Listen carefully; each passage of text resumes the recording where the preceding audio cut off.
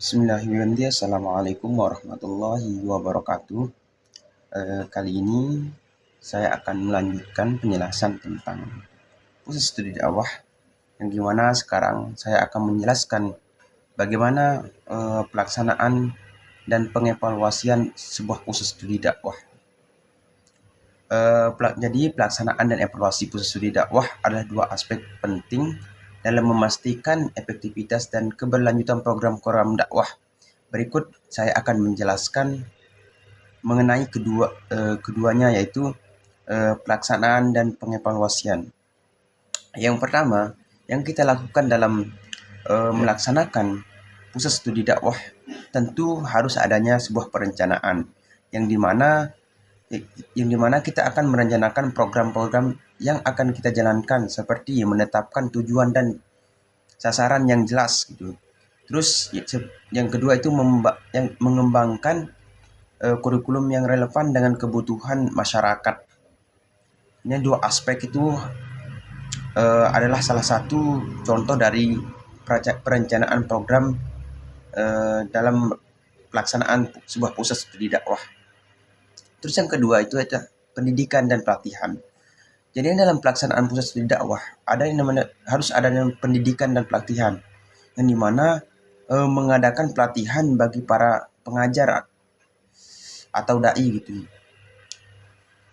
Jadi sebuah pusat studi dakwah itu melakukan pelatihan untuk bagaimana dia melatih kemampuan pengajar dan atau dai gitu.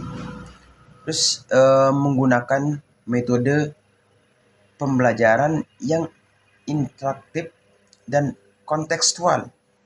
Ini harus kontekstual dalam menjalankan pendidikan dan pelatihan sebuah pusat studi dakwah. Yang ketiga itu riset dan pengembangan. Jadinya dalam sebuah pelaksanaan pusat studi dakwah harus ada riset dan pengembangan, yang dimana itu riset itu adalah melakukan penelitian tentang isu-isu terkini dalam masyarakat gitu. Yang dimana tujuan dalam meneliti adalah mempermudah bagaimana sebuah pusat studi dakwah itu menjalankan program-program yang telah direncanakan melalui riset-riset yang dilakukan. Terus dan riset dan pengembangan yaitu mengembangkan materi dakwah berbasis riset gitu. Jadinya kita mengembangkan sebuah materi dakwah gitu dengan acuan kita melihat hasil riset yang kita lakukan. Jadi setelah kita riset, jadinya kita bisa menentukan materi dakwah yang relevan untuk kita gunakan untuk berdakwah kepada masyarakat melalui hasil riset kita. Terus yang keempat dalam pelaksanaan pusat studi dakwah yaitu kegiatan komunitas gitu. Jadinya dalam sebuah pusat studi dakwah itu harus ada kegiatan. Jadinya kalau nggak ada kegiatan, bukan dinamakan dengan pusat studi dakwah, tapi entah apa mungkin namanya.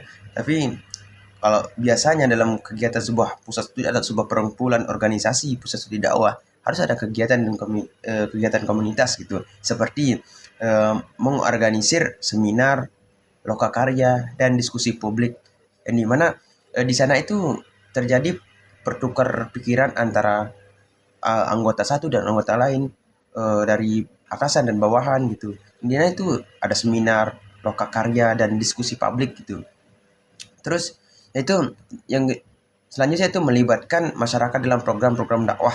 Jadinya tidak sebatas kita saja sebagai pengelola sebuah pusat studi dakwah yang melakukan program-program, akan tapi kita juga harus melibatkan masyarakat dalam menjalankan program-program dakwah yang kita jalani. Terus yang kelima itu dalam merencanakan sebuah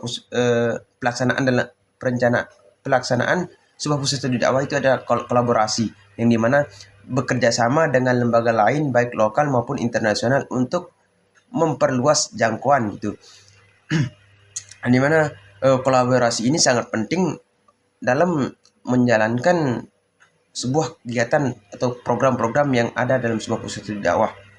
misalnya ada kekurangan dari bentuk dana gitu, kita juga bisa dipermudah dikarenakan kita ada kolaborasi dengan pihak lain gitu, atau sebuah pusat studi dakwah pusat studi dakwah yang lain akan tapi kita itu berbasis sama gitu. Terus yang kedua itu setelah pelaksanaan sebuah pusat studi dakwah, kita lanjut ke evaluasi pusat studi dakwah, yang dimana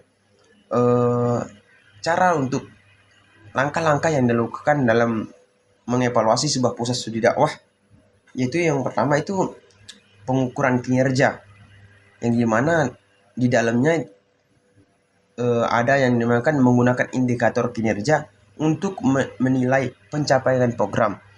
Ini ada indikator-indikator untuk kita mengukur kinerja sebagai sejauh mana pelaksanaan kegiatan yang telah kita rancang, yang telah kita rencanakan dalam sebuah pusat studi dakwah itu dijalankan gitu melalui indikator-indikator tersebut. Terus yang kedua, dalam pengukuran kinerja itu melakukan survei dan wawancara dengan peserta untuk mendapatkan umpan balik gitu. Jadinya cara mengevaluasinya itu mewawancara mad'u kita, mewawancara teman atau siapapun yang ikut serta dalam sebuah pusat studi dakwah tersebut. Kita melakukan wawancara bagaimana hasilnya, bagaimana kita, seperti contohnya dalam jangka 1 bulan ini gimana menurut teman-teman, apakah sebuah program yang kita jalankan dalam sebuah pusat dakwah ini berjalan dengan baik atau tidak gitu.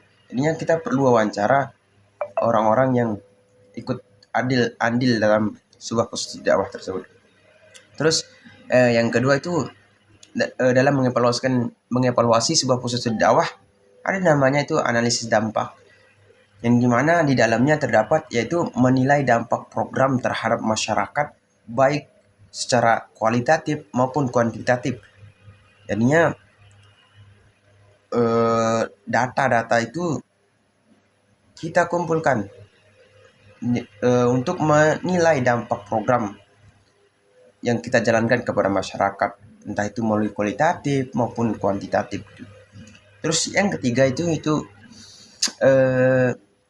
perbaikan berkelanjutan, yang dimana di dalamnya itu menyusun laporan evaluasi dan rekomendasi untuk perbaikan.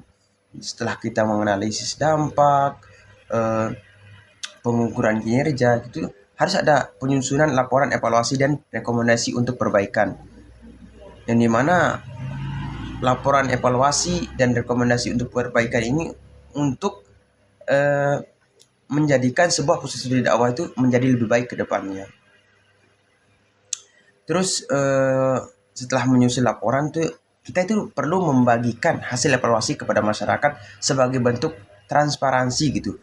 Jadi dalam pengevaluasian itu harus kita transparansi, yang dimana keterbukaan antara kita sebagai orang yang berada di sebuah pusat studi dakwah dan masyarakat itu harus ada yang transparansi, yang tidak ada yang kita saling tutup-tutupi gitu. Terus mungkin itu saja yang dapat saya sampaikan, karena dalam penjelasan pelaksanaan dan pengevaluasian sebuah pusat studi dakwah. Jadi kesimpulannya itu, dengan melaksanakan dan mengevaluasi pusat studi dakwah dengan baik, program dakwah akan lebih efektif dalam memberikan kontribusi positif kepada masyarakat dan mengembangkan pemahaman agama yang baik. Mungkin itu saja yang dapat saya sampaikan. Wallahu muwaffiq wal hadi ila sabilir rasyad.